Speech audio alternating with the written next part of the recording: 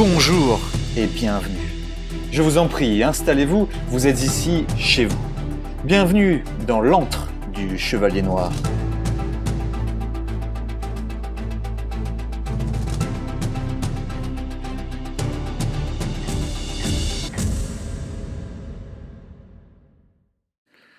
Les enfants, on va aujourd'hui causer solitude.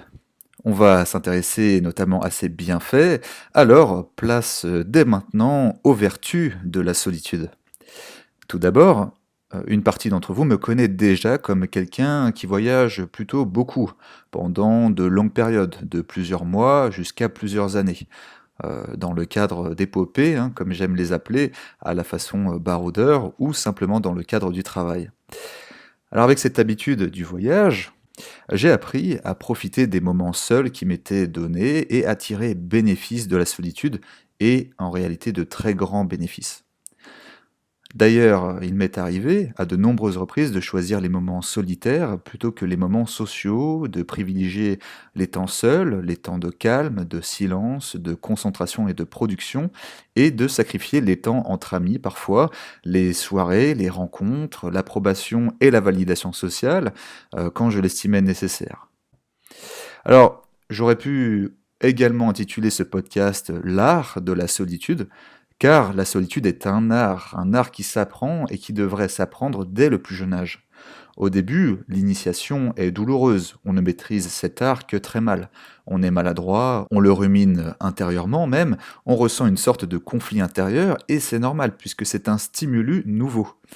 Puis, avec le temps, on commence à apprivoiser cet art, à l'apprécier, à le dominer, et très vite on ne peut plus vivre sans lui. Et on finit naturellement par se rendre compte qu'il faut absolument distinguer la solitude de l'isolement, de l'exclusion sociale et du mal-être. En ce qui me concerne, j'ai eu la chance d'apprécier la solitude assez tôt en réalité, dès 6-7 ans environ, que ce soit en jouant avec mes petits soldats et mes châteaux forts, ou durant des week-ends dans la résidence familiale de mes grands-parents. Je m'émerveillais par exemple le plus souvent à inventer des histoires épiques, des histoires autour de courageux héros. J'ai pu ainsi être au contact de la campagne, de l'extérieur, du dehors, parfois entouré de mes proches et de mes amis, mais parfois seul. Et c'est ça qui est important. Et déjà, à travers cette petite anecdote, on peut déceler certaines vertus de la solitude, mais à présent on va se plonger vraiment dans le vif du sujet. Alors, c'est parti. Première vertu, la solitude vous permettra de découvrir et de comprendre votre être intérieur. Ce n'est que quand vous êtes seul, en vous promenant, en prenant une douche, en écrivant quelques phrases sur une simple feuille de papier par exemple, que vous êtes en mesure d'écouter votre petite voix intérieure, une voix qui se montre rarement bruyante. Cette voix, c'est votre instinct, et il vous parle en réalité constamment. Simplement, il est étouffé par toutes les agitations et toutes les occupations et préoccupations du monde, par les différents discours, souvent contradictoires, de vos entourages sociaux, ainsi que par les attentes de la société et par l'effervescence des réseaux sociaux qui incarnent notre ère de l'hyperconnectivité et de l'extrême comparaison. Alors petite parenthèse, si vous vous méfiez déjà des réseaux sociaux, et j'espère que vous vous en méfiez, et si vous souhaitez en apprendre plus sur leurs dangers afin de vous en protéger, je vous invite à écouter mon podcast qui s'intitule «Le piège mortel des réseaux sociaux». Le lien sera évidemment disponible dans la description de cette vidéo comme d'habitude. Alors je ferme cette parenthèse. Alors ainsi, votre voix intérieure est discrète, bien que toujours présente. Elle vous accompagne au quotidien, mais ne s'entend que dans la solitude. Et il est primordial de l'écouter car il vous sera impossible de vous sentir en adéquation avec vous-même, de vous sentir authentique et sincère envers vous-même et envers autrui, sans vous connaître, sans connaître le sens de votre vie, sans connaître vos aspirations, vos ambitions, vos objectifs, votre vision sur le long terme, vos forces et vos faiblesses. Connais-toi toi-même, dit la sagesse grecque. J'ajouterais également que quelqu'un qui ne se connaît pas n'est personne. Et ne pas chercher à se connaître, ne pas chercher à savoir qui on est, ne peut que nous guider vers la dangereuse route du nihilisme et également vers le syndrome de Peter Pan, celui qui ne veut jamais grandir, jamais vieillir, jamais mûrir. Deuxième vertu, la solitude vous connectera aussi à votre enfant intérieur. En lien avec la première vertu, évidemment, la deuxième touche l'enfant intérieur de votre âme. L'enfant intérieur représente l'honnêteté, la vulnérabilité et l'innocence. C'est le premier des 5 âges de l'homme. Avec les années, on finit par oublier notre enfant intérieur, on le cloisonne, on le laisse se faire corrompre par la pression sociale, par le jugement des autres et par les normes de la société. Mais lui ne nous oublie jamais. Il ne tient qu'à vous de le réveiller et de le préserver. Organiser des temps de solitude permet de renouer avec son âme d'enfant et ainsi faire rejaillir certains rêves enfouis, certaines passions que l'adulte peut, avec ses ressources propres, faire naître dans le monde réel, avec néanmoins beaucoup de patience, de travail et d'engagement, je vous l'accorde. Troisième vertu, la solitude développera votre imagination. L'imagination est une fonction par laquelle l'esprit voit et se représente sous une forme sensible, concrète, des êtres, des choses, des situations dont il n'a pas eu une expérience directe. Autrement dit, l'imagination est la capacité à élaborer des images et des conceptions nouvelles et donc à trouver des solutions originales aux problèmes. De la solitude naissent des instants de silence et un espace pour les pensées, un espace d'expression intérieure, où ces mêmes pensées défilent et où elles se connectent, parfois de manière rationnelle et logique, et parfois avec fantaisie et avec originalité. C'est ainsi que se manifeste la créativité et que viennent des idées, d'abord abstraites, puis ensuite plus concrètes, prenant alors la forme d'objectifs et de plans d'action. Au commencement, ces objectifs sont modestes, basés sur le court terme, et avec le temps, ils deviennent plus ambitieux, plus détaillés, davantage poussés vers le long terme, plus lointains et plus visionnaires. Le temps solitaire invite en outre les pensées qui peuvent, par exemple, prendre la forme de questionnements, des questionnements sur soi et sur le monde alentour, des questionnements pratiques ou métaphysiques, des questionnements qui n'ont pas toujours leur réponse et qui, ainsi, sollicitent l'imagination et la création de nouvelles réponses de la part de l'individu.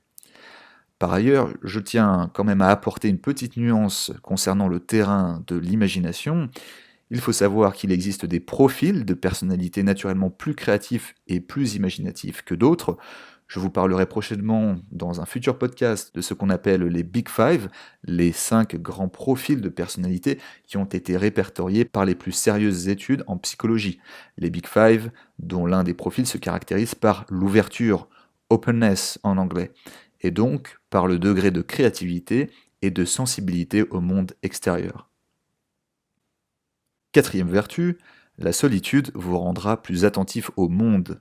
Les activités solitaires vous permettront de vous découvrir en tant qu'individu, mais aussi de découvrir le monde qui vous entoure. Prenez la posture de l'observateur et vous améliorerez votre compréhension, votre sensibilité et votre perception du monde. Par exemple, contemplez en silence un ciel étoilé et vous prendrez peut-être goût à l'astronomie. Regardez des sportifs s'entraîner et vous aurez peut-être l'envie de pratiquer leur sport. Prenez soin d'observer les gens dans divers espaces publics et vous souhaiterez peut-être ensuite étudier la psychologie expérimentale, par exemple.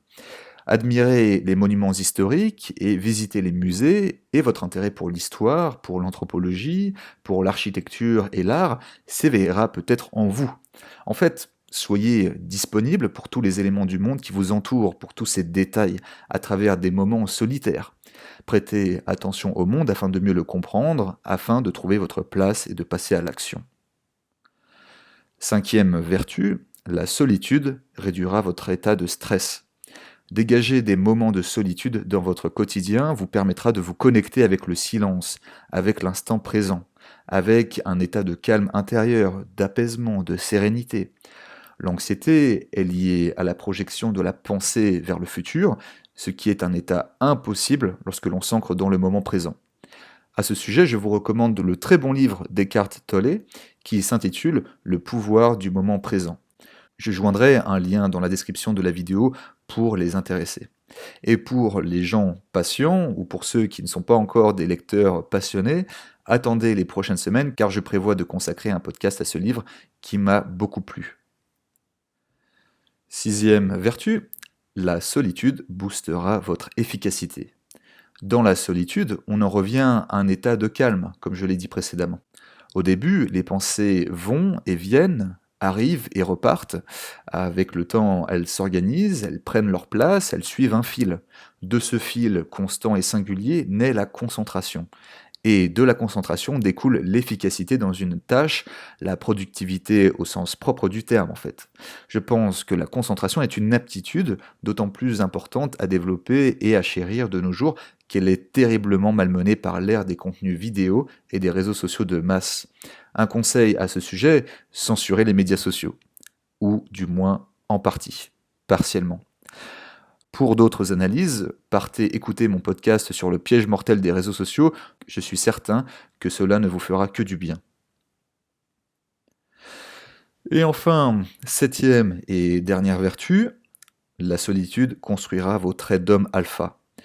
Alors sans tomber non plus dans la caricature de l'homme dit alpha, la solitude, le fait d'organiser des temps solitaires dans votre journée, comme la promenade en ville ou en forêt, ou alors le fait de consacrer des activités solitaires dans votre semaine, comme les sports de combat, la boxe ou l'escrime par exemple, et mieux encore le fait d'entreprendre des voyages solitaires dans votre vie, peut clairement contribuer à vous construire une personnalité forte et affirmée, alors bien sûr pas du jour au lendemain.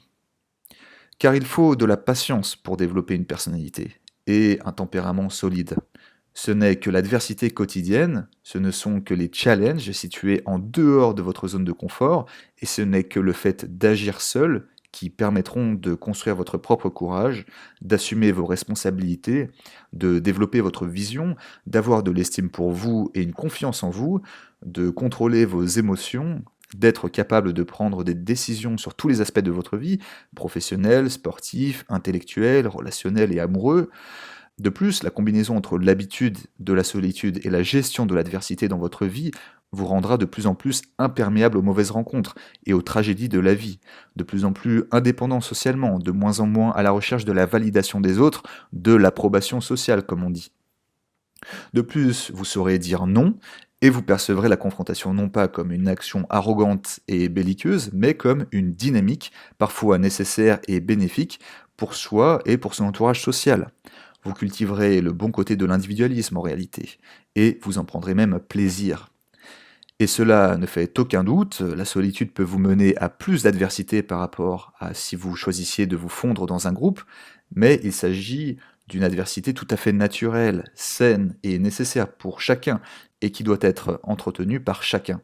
Comme le fait David Goggins, par exemple, un athlète américain et ancien membre des US Navy SEALs, un grand homme, un homme alpha, clairement. Un homme que j'aime bien citer d'ailleurs, pour illustrer mes propos sur ce sujet. Et également, Friedrich Nietzsche disait lui-même « Si tu veux avoir la vie facile, reste toujours près du troupeau et oublie-toi en lui ».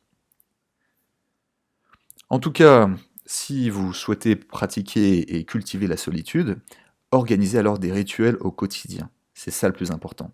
Consacrez-y du temps. La marche dans un lieu qui vous apaise peut être un bon début, tout comme la méditation de pleine conscience ou encore l'écriture ou un sport individuel. Honnêtement, les activités solitaires ne manquent pas.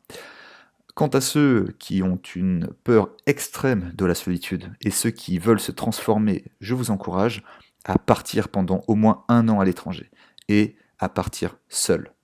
Vraiment, faites-vous violence. Croyez-moi, vous me remercierez. Cette émission touche à sa fin, j'espère que vous l'aurez appréciée. N'hésitez pas à supporter mon travail, à aimer cette vidéo, à la partager, à commenter dans la section prévue à cet effet, c'est important, vraiment. Merci pour votre loyauté, merci pour votre engagement et à très bientôt.